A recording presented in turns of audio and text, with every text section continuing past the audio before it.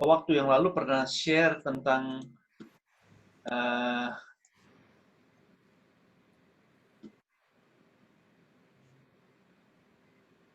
tentang gambar ini.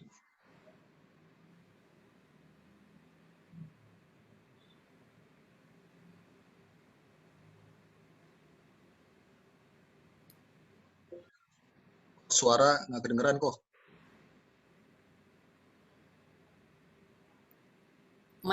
Mic-nya dinyalain kok. Mic. Ya.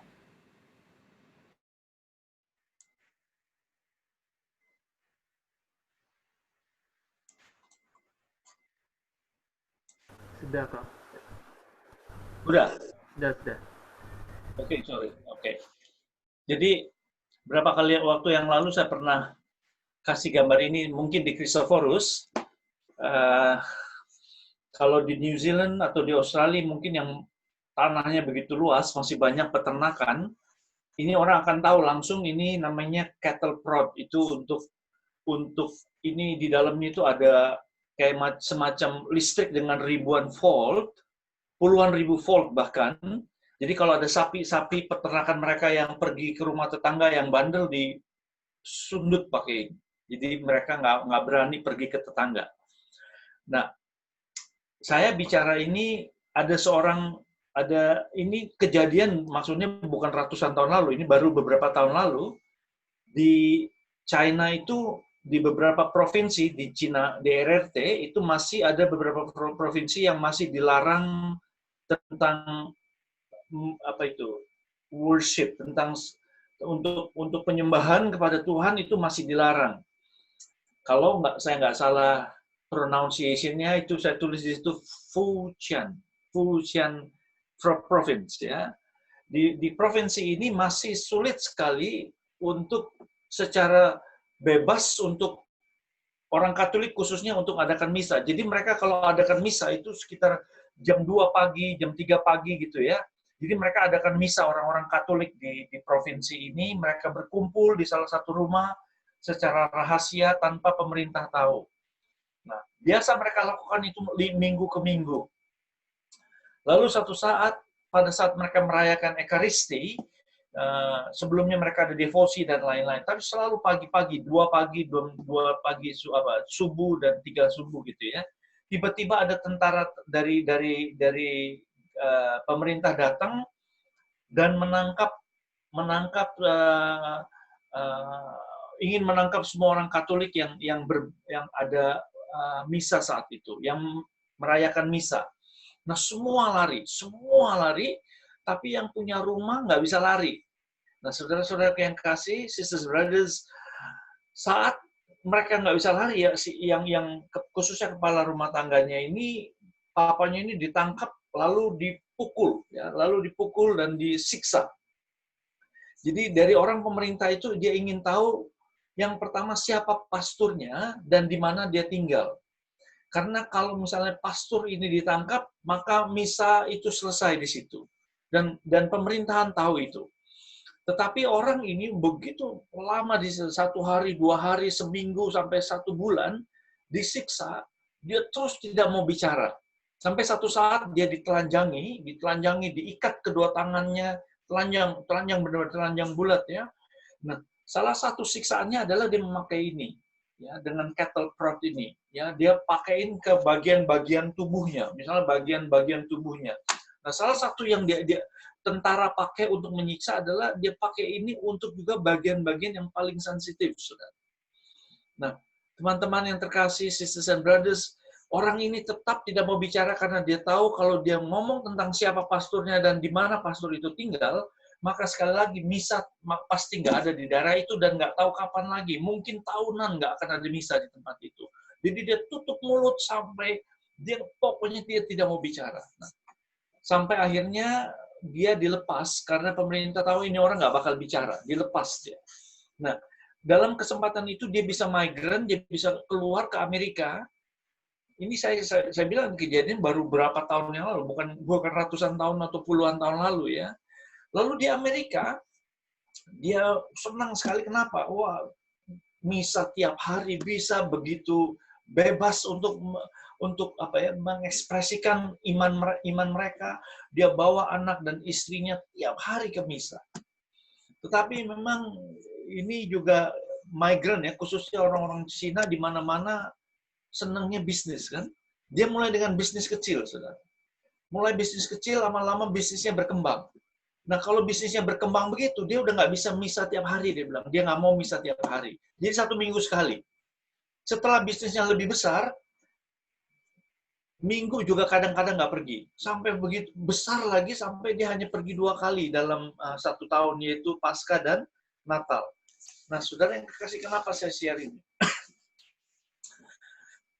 Beberapa minggu lalu, waktu saya bicara soal murid, Tuhan nggak panggil kita hanya untuk percaya kepada Tuhan Yesus. Tapi Tuhan minta kita semua untuk menjadi seperti Dia, ya atau tidak? Nah, semua kita dalam proses seperti itu. Nah, saudara bayangkan bahwa orang Cina ini dihajar sedemikian rupa, disiksa, komunisme tidak bisa menghancurkan imannya. Tapi coba lihat, saudara, kemewahan hidup dan apa ya yang saya katakan tawaran-tawaran dunia yang begitu luar biasa menghancurkan iman dia. Saudara dan saya hidup saat ini, makanya saya ingin ceritakan ini, kenapa kita harus hati-hati. Karena nggak mudah. Nggak mudah kita untuk menjadi sungguh-sungguh murid Kristus. Tidak mudah untuk menjadi seperti Dia. Ini proses yang panjang tentu sampai nanti kita ketemu dengan Tuhan Yesus. Nah, saudara yang kasih, saya merasa bahwa kita perlu diingatkan. Sekali lagi, siksaan, kehancuran, dipukul sedemikian rupa tidak bisa menghancurkan iman. Tetapi kemewahan hidup, tawaran-tawaran dunia yang begitu besar seringkali menyeret orang untuk keluar dari iman kita kepada Tuhan Yesus. Bukan hanya percaya, tapi kita dipanggil untuk menjadi seperti Dia. Nah, saya sering pakai gambar ini karena saya percaya ini refleksi yang harus kita lakukan. Refleksi yang harus tiap hari. Kenapa? Kenapa kita butuh doa tiap hari? Kenapa kita butuh baca Alkitab? Seringkali kalau saudara lihat, hidup saya tetap menjadi pusatnya. Ya. Semua ada. Yesus ada nggak di sini? Ada. Tapi dia tidak jadi pusat gitu. Ya, dia nggak jadi pusat hidup saya. Dia hanya salah satu bagian dari hidup saya.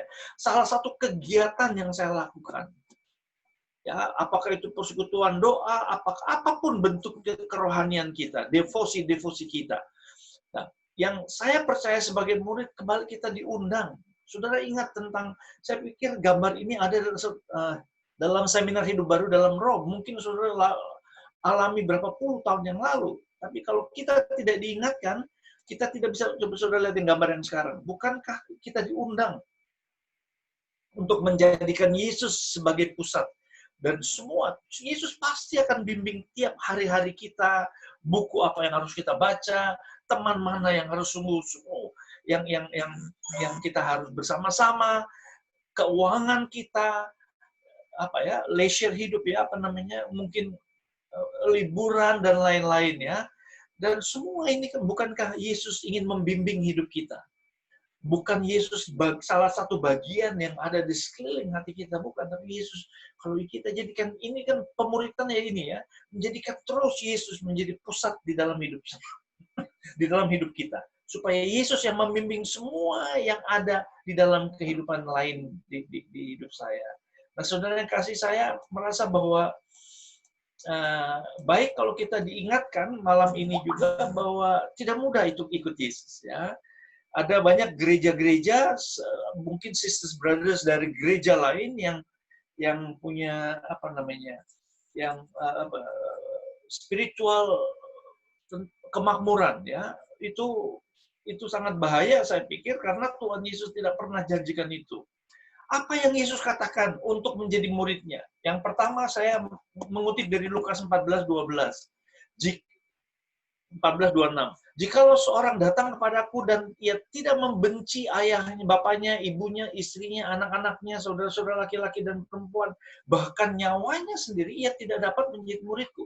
Saudara, jelas nggak bahwa Yesus sangat-sangat menaikkan ini loh, kalau mau jadi murid itu kamu harus lepaskan. Aku yang harus jadi pusat hidupmu, prioritas dalam hidupmu. Bukan papa, bukan mama, bukan orang-orang yang kita kasihi. Saudara tahu saya mungkin ada banyak dari kita yang di sini kenal saya senang dengan anak-anak kecil. Nah, bayangkan kalau sekarang Ryan anak saya udah punya anak dan saya merindukan banget gitu loh. Tapi saya sering kali kata Tuhan, saya nggak mau bahkan orang-orang ini yang memang saya kasihi, tapi menjadi pusat. Bukankah Yesus yang harus menjadi pusat? Saudara yang kekasih, ini yang saya katakan radikal untuk Tuhan Yesus. Saya tidak mengajar fundamentalis. Fundamentalis saya benar, saudara semua salah. Tapi radikal adalah menjadikan sungguh-sungguh Yesus yang saya percaya adalah Tuhan dan Raja dan Allah kita terus menerus hari lepas hari menjadi pusat di dalam hidup kita. Dia yang menjadi segalanya. Membenci, saudara, membenci kita tahu persis bukan artinya membenci hatred ya yang dikatakan sebagai saya benci, bukan. Karena saudara bayangkan dari 10 perintah Allah setelah semua yang mengasihi Allah, tidak boleh menyembah rupa lain selain Allah. Nah, ada setelah perintah untuk mengasihi Allah, perintah selanjutnya adalah mengasihi, menghormati Bapa dan Ibunya. Saudara, begitu dijunjung tinggi sekali Papa dan Mama di dalam kebudayaan Yahudi saat itu. Bagaimana mungkin Yesus katakan benci mereka? Nggak bisa menentang firman-Nya sendiri. Membenci artinya tidak menjadikan mereka pusat, tidak menjadikan mereka bahkan orang-orang yang kita kasih itu segalanya dalam hidup kita. Bukankah Yesus? Nanti Yesus yang akan mengajar saya mengasihi istri, mengasihi anak-anak, mengasihi sisters brothers dalam komunitas. Dialah yang akan memimpin saya dalam semua hal. Karena Yesus adalah Tuhan dan Raja, dan Dia tahu persis keberadaan hidup kita. Nah, saudara, yang pertama, saya kutip dari Lukas 14 ini, ayo kita semua dalam doa-doa kita, di dalam Lectio Divina. Bukankah Yesus yang harusnya menjadi segalanya pusat dalam hidup? Bukan, saudara bayangkan kalau orang-orang ini yang kita kasih, bahkan kita tidak bisa jadi murid. Yesus bilang, kalau kamu tidak membenci mereka, kamu tidak bisa jadi muridku. Yang kedua, katakan, barang siapa, Lukas 14 ayat selanjutnya, barang siapa tidak memikul salibnya dan mengikut aku, ia tidak dapat menjadi muridku. Jelas. Jelas sekali Yesus saya rasa di dalam ayat-ayat ini menyatakan begitu jelas. Kalau kamu jadi murid, benci. Benci dalam arti tidak menjadikan mereka prioritas dalam hidup kita. Ya. Bukankah kalau Yesus yang menjadi pusat, Dia yang akan membimbing kita semua untuk mengasihi mereka. Yang kedua, pikul salib. Sekali lagi saya ingin katakan, salib bukan sakit penyakit. Bukan hal-hal yang terjadi, karena kalau sakit semua orang juga sakit, bukan orang Kristen juga bisa sakit. Tapi memikul salib saya adalah saat saya putuskan hidup saya untuk Tuhan Yesus, saat itu saya harus pikul salib. Karena apa? Tuhan ingin kita berbeda. Tuhan ingin cara bicara kita, cara pikir kita, cara kita bertindak, cara kita mengampuni, cara kita mengasihi, just like Him, menjadi seperti Dia. Nah, saudara yang kasih, memikul salib jelas sekali Yesus ingin katakan, ayo fokus hidupmu untuk menjadi seperti aku.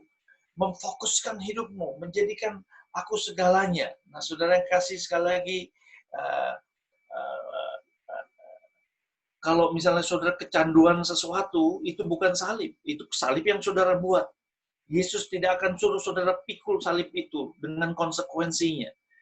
Ya, Yesus ingin Dia ingin hancurkan salib yang saudara buat sendiri. Kalau saudara terjadi kebiasaan apapun, ya, alkohol, rokok, pornografi atau apapun bentuknya, sesuatu salib yang saya buat sendiri, Yesus bilang, saya nggak mau kamu pikul itu, serahkan kepada saya. Oke? Salib yang Yesus ingin kita pikul adalah konsekuensi, ya. Ini harga yang harus saya bayar saat Tuhan panggil saya untuk jadi muridnya. Yang ketiga, Yesus katakan, lalu Yesus, Matius 16:24, lalu Yesus berkata pada murid-muridnya, setiap orang yang mau mengikut aku, ya harus menyangkal dirinya, memikul salibnya, dan mengikut aku. Apa arti menyangkal diri? Sekali lagi, ya, saya ingin ingatkan, saudara sudah tahu semua ini, tapi saya ingin ingatkan, menyangkal diri bukan menyangkal apa yang sudah Tuhan ciptakan di dalam hidup saya. Bukan menyangkal keberadaan fisik saya. bukan menyangkal apapun yang sudah Tuhan beri dengan keindahan. Bukankah saya diciptakan dahsyat dan ajaib? Bukankah saya diciptakan Tuhan sendiri yang merajut saya di rahim ibu kita, ya, ibu kita semua dirajut oleh Tuhan. Hati-hati, teliti sekali. Nah, saudara yang kekasih, menyangkal artinya adalah saya harus sangkal apapun bentuk dari apapun yang yang hal-hal yang bukan dari Tuhan dalam hidup saya. Ya, kebiasaan-kebiasaan yang tadi saya katakan. Tuhan, saya nggak mau, Tuhan. Saya harus sangkal itu. Di dalam nama-Mu saya nggak mau, Tuhan. Di dalam doa harian, saudara, saya menyangkal kebiasaan-kebiasaan dosa. Saya menyangkal hal-hal yang kecenderungan-kecenderungan dosa yang masih ada. Tuhan, saya ingin sangkal, karena itu bukan dari Tuhan. Ya, pada saat saya diciptakan, saya indah, tapi saat saya bertumbuh dengan lingkungan, dengan luka-luka masa lalu, sekali saya nggak mau itu. Tuhan, sembuhkan saya. Saya ingin menyangkal apa yang bukan daripada-Mu. Karena Kau ciptakan aku indah dan luar biasa. Nah, saudara yang kasih sekali lagi, bukan menyangkal keindahan yang Tuhan beri dalam hidup kita. Bukan menyangkal hal-hal yang begitu luar biasa yang Tuhan ciptakan kita. Saudara, dahsyat, ajaib, luar biasa. Setiap kita sangat kreatif sekali. Kalau sudah lihat anak-anak kecil, ya, sekarang saya suka ngeliatin kan, kalau tiap hari ada video call, saya suka liatin bagaimana anak kecil ini main, ya, cucu tentu ya, main, dan kreatif sekali, apapun dia bisa jadikan kok. Ini bisa dijadikan telepon sama dia. Halo, itu kreativitas yang saya percaya, oh, wow, ya, dan itu kreativitas untuk saya, ya. Bukan apa yang Tuhan sudah ciptakan, tetapi apa yang menjadi parasit yang terus merongrong hidup kita, itu yang saya mau sangkal. Karena saya tidak mau itu, Tuhan. Saya diciptakan sesuai segambar dengan gambaran Tuhan. Yang keempat, Yesus katakan, dengan demikian semua orang akan tahu bahwa kamu adalah murid-muridku jikalau kamu saling mengasihi. Saya kembali kepada ini, Yohanes 13:35. Sekali lagi, Tuhan bisa save the world, bisa menyelamatkan dunia ini dengan the mighty power. Dia bisa lakukan apapun. Ya. Mungkin yang dulu kita sering dengar, saya suka katakan, misalnya Tuhan katakan malam ini, dimanapun kita ada, Tuhan kasih bintang itu tulis di atas Yesus itu Tuhan. Ya, dia suruh bintang, bisa orang dia ciptakan kok semuanya. Dia bisa sanggup melakukan apapun untuk selamatkan dunia dan biar dunia percaya bahwa Yesus itu Tuhan. Dia bisa sanggup lakukan apapun dalam sekejap begitu. Ya. Ya. Bagaimana sekarang misalnya tentang Meme dan Franz, kenapa ada proses penyembuhan ini? Saya percaya ini latihan kita untuk mengasihi istri, mengasihi suami, mengasihi orang-orang yang Tuhan beri. Apalagi sekarang dalam satu komunitas, dalam satu tempat di mana Tuhan manggil kita bersama untuk menjadi muridnya. Proses ini tidak bisa tidak. Semua orang dunia akan tahu engkau adalah muridku bukan dengan cara saya berbuat mujizat atau berkhotbah di mana-mana, tapi dengan cara saling mengasihi. Tidak ada cara lain. Saudara, sekali lagi Tuhan bisa selamatkan dengan cara Tuhan, dengan cara ajaib Tuhan, dengan menurunkan api dari surga. Bisa. No, dia tidak lakukan itu. Dia katakan kepada kita semua, hai murid-muridku, love one another, agape. Agape, you agape each other gitu ya. Kita harus agape, kita harus mengasihi seperti Allah mengasihi saya. Dengan segala kerapuan, kekurangan kita, belajar untuk mengasihi. Saudara kasih itu yang keempat, kalau kamu jadi muridku, kasih satu sama lain, maka dunia akan tahu. Amin. Yang kelima, Tuhan katakan, maka kata Tuhan kepada orang Yahudi dan yang percaya kepada yang mau menjadi muridnya, jikalau kamu tetap dalam firman-Ku, kamu benar-benar adalah murid-Ku. My word is your home. Ya, firman Tuhan jadi tempat kita, home kan tempat saya relax, beristirahat, mengalami kasih, mengalami cinta dan percaya. Itu rumah kan? My word, firmanku jadi rumah, jadi tempat di mana saya bernaung, tempat saya relax, tempat saya menikmati kasih Tuhan dan percaya pada janji-janji Tuhan dalam keadaan sesulit apapun. Saudara, kalau kita mau jadi murid Tuhan, Tuhan katakan, "Hayo, percaya dan tinggal di dalam firman-Ku, tetap di dalam firman-Ku, dan kamu benar-benar murid-Ku." Percaya, trusting Him. Walaupun keadaan sekeliling kita menyatakan kita tidak bisa, ya. Berapa banyak dari kita alami itu? Berapa banyak dari kita mengalami itu bahwa kamu nggak bisa, kamu negatif word ya terus menerus enggak. Saya mau jadi firman Tuhan jadi rumah, tempat saya bernaung, tempat saya rileks, tempat saya menikmati kasih Tuhan dan percaya pada janji-janji Tuhan. Dan Tuhan katakan itulah, itu tempat di mana murid-muridku tinggal di dalam firman Tuhan, di dalam firman Tuhan, bahkan di dalam sakramen-sakramennya. Ya, Tuhan janji dia hadir di sana dan saya hanya bisa menikmati dan mengalami kasih Tuhan. Saudara kasih ini panggilan kita semua untuk menjadi murid. Yang keenam, Tuhan katakan demikian pula dalam Lukas 14:33, tiap-tiap orang yang di antara kamu yang tidak melepaskan dirinya dari segala miliknya tidak dapat menjadi muridku. Saudara yang kekasih, sekali lagi, kalau firman Tuhan keras seperti ini, pasti kita harus pelajari lebih dalam tentu ya. Bukan apa yang Tuhan sudah berkati kita dengan berkat-berkat jasmani juga, dengan apa ya? Pada saat saudara bekerja, saudara mendapat berkat finansial kan di dalam hidup kita. Saudara mulai menabung, mulai punya visi, saya ingin satu saat nanti saat saya ya kita semua sudah berkeluarga ya, ada keluarga, ada anak-anak ingin sekolah, sekarang Andi anaknya mau sekolah di Taiwan misalnya, that is all good, tapi melepaskan dirinya dari segala miliknya adalah, saya misalkan begini, saya sering katakan misalnya ada yang orang mengumpulkan perang atau koin ya, ada dulu orang ada misalnya pengumpul permata atau berlian ya atau koin aja deh gampang, koin ya. Dia kumpulkan bertahun-tahun, dia kumpulkan koin demi koin sampai begitu banyak dan ada yang harganya dari murah sampai begitu mahal. Tapi satu saat dia sampai di satu toko, dia ada satu koin yang begitu indah yang tidak ternilai untuk dia. Dia bilang, wah luar biasa. Dia mau koin itu tapi nggak bisa bayar karena terlalu mahal. Dia nggak sanggup.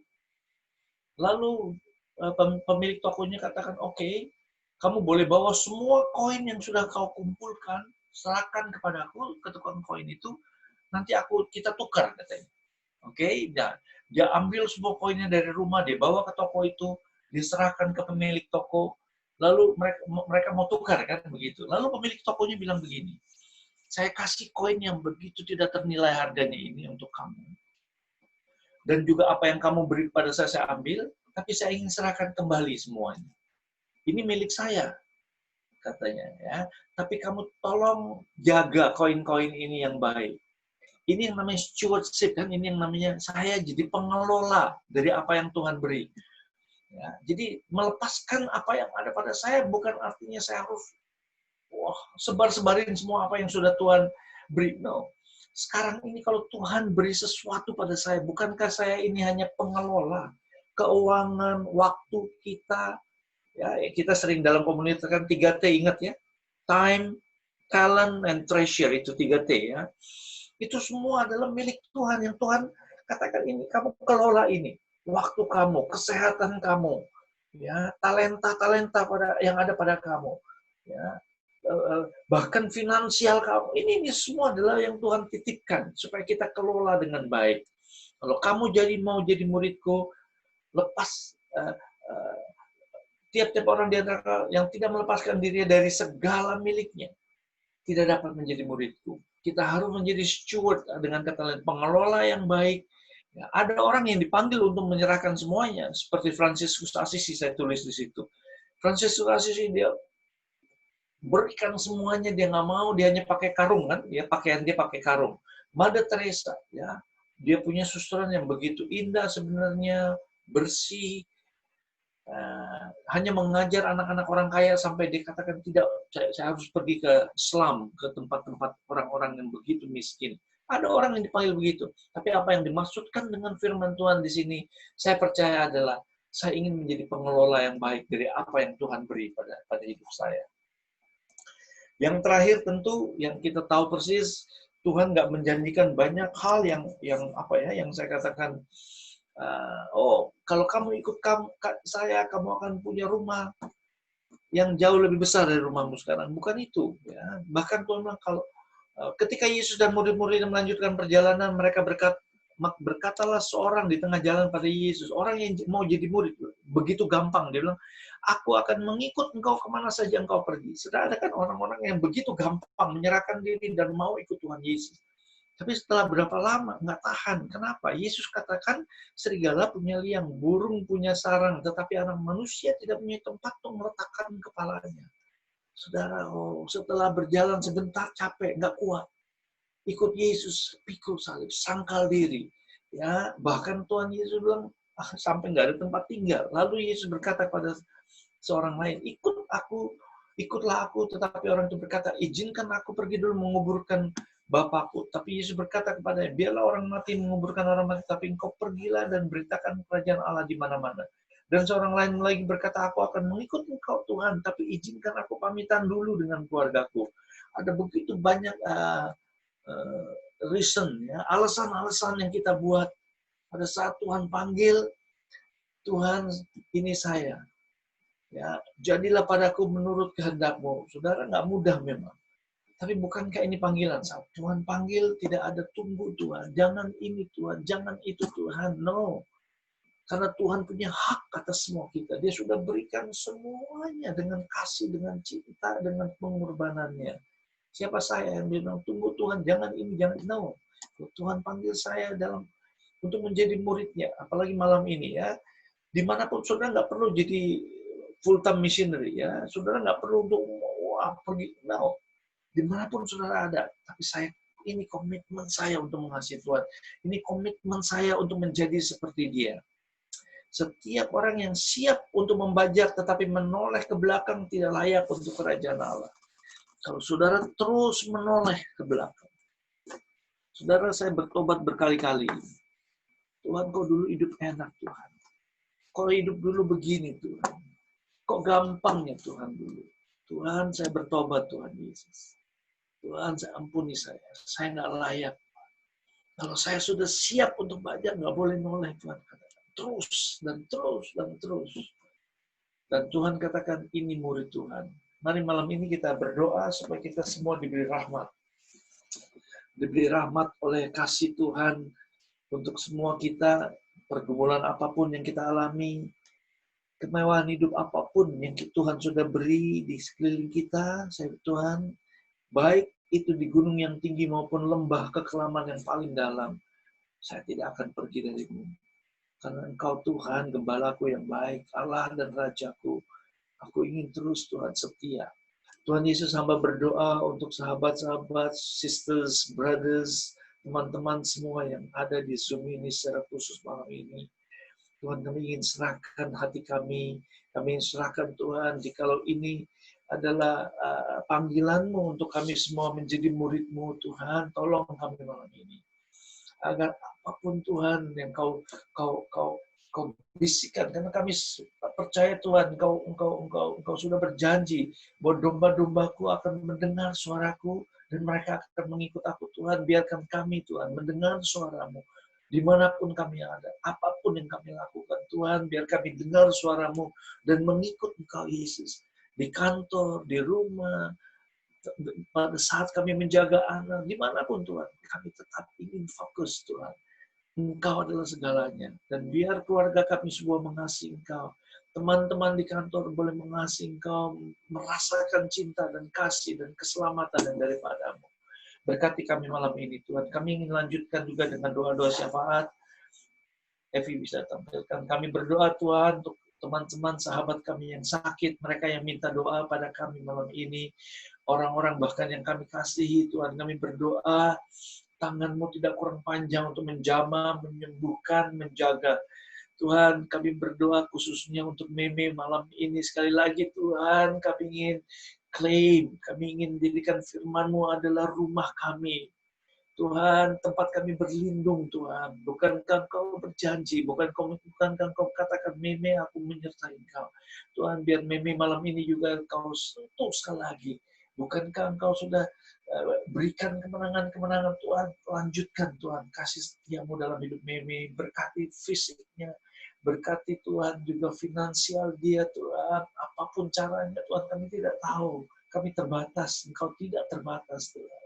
Kau berkati dia. Kami juga berdoa, Tuhan, untuk Daphne, Pak Adi, Esther Fong, kami semua, bahkan Tuhan yang mengalami pergumulan dengan fisik kami. Kami berdoa untuk kesembuhan malam hari ini, untuk menyerahkan kembali hidup kami. Terima kasih Tuhan Yesus, terima kasih Tuhan. Evi bisa tampilin?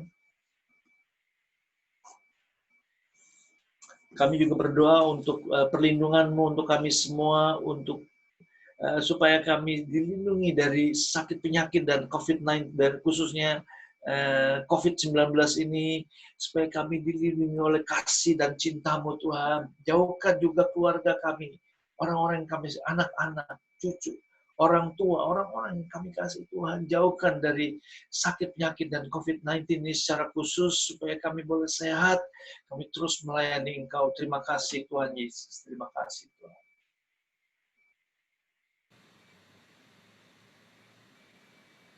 Bapak, kami bersyukur dan berterima kasih untuk semua yang telah Kau berikan kepada kami. Juga kami bersyukur dan berterima kasih untuk Kowimpi yang telah Kau kirim untuk memberikan pengajaran tentang bagaimana menjadi murid yang baik, bagaimana kami harus berjuang untuk menjadi murid yang setia dan taat kepadamu, dan menjadikan Engkau sebagai pusat hidup kami. Ya Bapak, kami mohon biarlah Kau melindungi kami semua, memberikan kami kekuatan dan memberikan kepada kami kesetiaan untuk terus tetap ikut Engkau menjadi murid-Mu yang Kau kasihi dan mengasihi-Mu, Tuhan. Dan berkatilah juga Kowimpi dan keluarganya, Charni, anak-anaknya dan cucunya, Tuhan, agar dimanapun Kau menempatkan dia boleh menjadi berkat bagi semua orang, Tuhan. Terima kasih Tuhan Yesus, terima kasih. Bapak, kami juga bersyukur kalau kami sudah begitu lama mendoakan Dr. Kevin yang kena COVID-19, dan pada hari ini kami mendapatkan kabar gembira kalau tes PCR-nya sudah mulai negatif, dan kami percaya akan terus negatif dan sudah boleh pulang ke rumah. Terima kasih Bapak. Terima kasih. Thank you Jesus. Bapak, kami juga berdoa untuk Om Sony, papi dari Wempi yang hari ini berulang tahun. Bapak, kiranya Engkau akan terus memberikan kesehatan kepada Om Sony, memberikan umur panjang, kegembiraan, damai yang berasal daripadamu, dan biarlah Om Sony di masa tuanya bisa terus merasakan kedamaian yang berasal daripadamu, merasakan kasih dari kami semua yang ada di sekitarnya. Kami mohon. Kabulkanlah doa kami.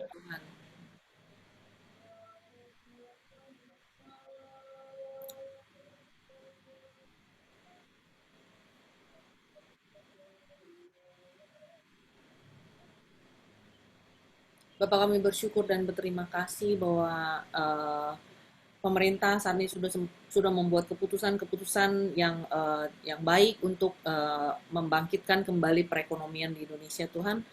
Bila Tuhan, Engkau yang Allah yang Maha Kuasa, Allah yang penuh kasih, memberkati semua perusahaan-perusahaan yang saat ini sedang berusaha untuk membangkitkan kembali roda perekonomian Indonesia, Tuhan. Biarlah sungguh Tuhan, Engkau sendiri yang akan memberkati operasional mereka, Engkau yang akan memberkati keuangan mereka, Engkau yang akan memberkati marketing mereka, Engkau juga yang akan memberkati pasar-pasar juga, Tuhan Yesus, agar sungguh perekonomian kami boleh mulai bergerak naik, Tuhan Yesus, agar tidak terjadi banyak PHK, Tuhan. Terima kasih, yes, Tuhan, sungguh Engkau Allah yang Maha Baik dan Maha Kuasa. Terpujilah Engkau Allah kami yang hidup. Thank you Lord, thank you Jesus. Terima kasih Yesus, terima kasih Yesus, terima kasih Yesus, terima kasih Tuhan.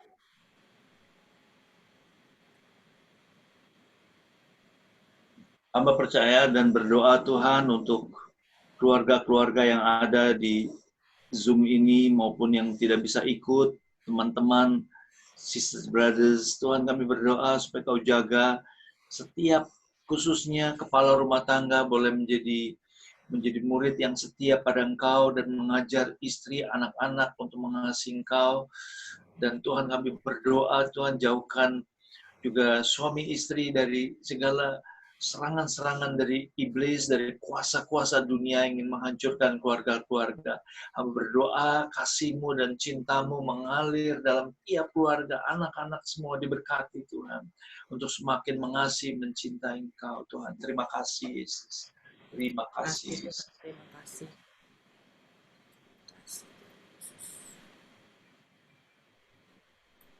Ya. Mari kita doakan doa Santo Mikael. Santo Mikael, malaikat agung, belalah kami dalam pertempuran melawan kejahatan dan budaya setan. Jadilah pelindung kami terhadap kebencian dan jerat setan. Dengan rendah hati kami mohon, semoga Allah menaklukkannya. Dan Engkau, oh Panglima Bala Tentara Surgawi, dengan kuasa ilahi, usirlah kembali ke neraka setan dan semua penjahat lainnya. Semua roh jahat lainnya yang berkeliaran di dunia, hendak menghancurkan jiwa-jiwa. Amin. Ya Bunda yang baik, Bunda kami, Bunda yang selalu mendoakan kami, biarlah Engkau terus mendoakan kami kepada Putra-Mu, Tuhan kami Yesus Kristus, dan terimalah salam kami. Salam Maria penuh rahmat, Tuhan sertamu, dan terpujilah buah tubuh-Mu Yesus. Santa Maria Bunda Allah, doakanlah kami yang berdosa ini sekarang sekarang kami mati. Amin. kemuliaan kepada Bapa dan Putra dan Roh Kudus, seperti pada permulaan, sekarang, selalu, dan sepanjang segala abad. Amin. Amin. Dalam nama Bapa dan Putra dan Roh Kudus. Amin.